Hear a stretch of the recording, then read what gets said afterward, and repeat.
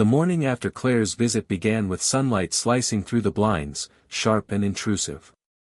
Allison stirred on the couch where she had fallen asleep, still wrapped in the blanket that smelled faintly of garlic and wine. Claire was sprawled in the bed down the hall, her duffel bag half unzipped on the floor. For the first time in months, Allison had drifted into sleep without the oppressive weight of loneliness crushing her chest. But as the light grew stronger, so did the memories. She padded into the kitchen, making coffee the way David had taught her, 2 scoops, slow pour, no sugar. It was muscle memory, an old ritual she hadn't managed to break. As the smell filled the apartment, she caught herself reaching for a second mug, only to stop mid-motion. She clenched her jaw, slid the spare cup back into the cabinet, and carried her own to the table. The chair across from her was empty, but she couldn't stop staring at it. Claire woke later, her hair a mess, yawning as she wandered into the kitchen. "You were up early," she said, grabbing a mug. "Still writing in that notebook of yours?" Allison shrugged, curling her fingers around her coffee. "Sometimes. It helps. Doesn't fix anything, but it helps." Claire studied her for a moment, then leaned against the counter. "You ever think about seeing someone? Like a therapist?" The suggestion made Allison bristle. She wanted to argue that she didn't need help, that she was fine, that heartbreak wasn't some clinical wound requiring treatment.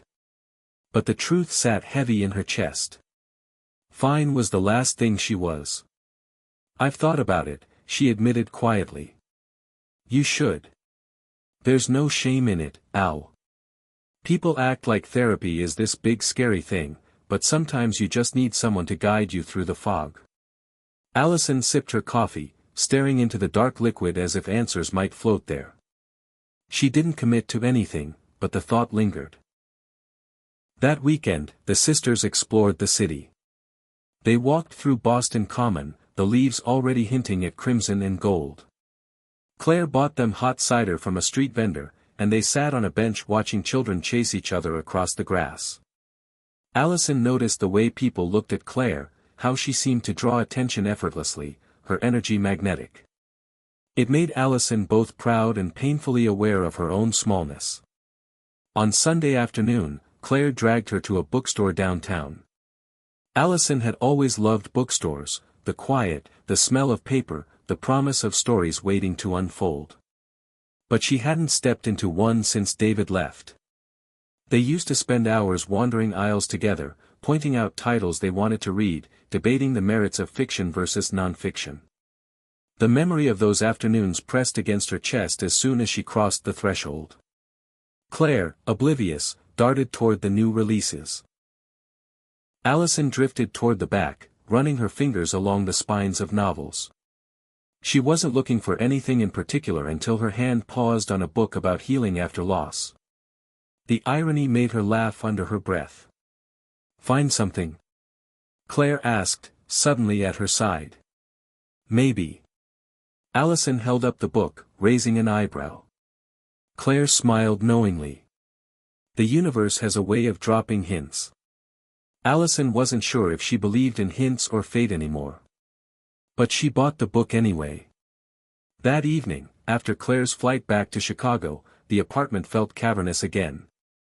Allison wandered from room to room as though retracing footsteps. She ended up by the window with her notebook open, the new book lying untouched on the table. She wrote, "I'm scared I'll never stop missing him.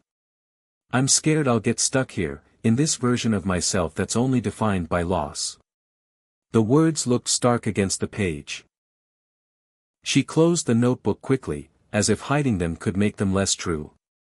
Outside, the city pulsed with life, indifferent to her grief. Somewhere, David was part of that pulse, laughing, living, moving forward without her. The thought made her stomach twist. But then she remembered Claire's words, "They're still here. You just forgot where to look, Maybe it was time to start looking. The next morning, Allison did something she hadn't done in years, she laced up her old running shoes. They had been buried in the back of her closet, dusty and neglected. She stood in the doorway of her apartment for a long moment before finally stepping outside.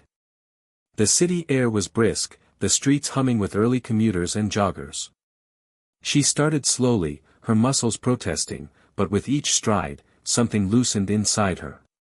By the time she reached the Charles River, her lungs burned, but she felt alive in a way she hadn't since before David left. She paused at the edge of the water, bending over to catch her breath. The river shimmered under the rising sun, and for the first time, she realized she wasn't thinking about him. Not fully.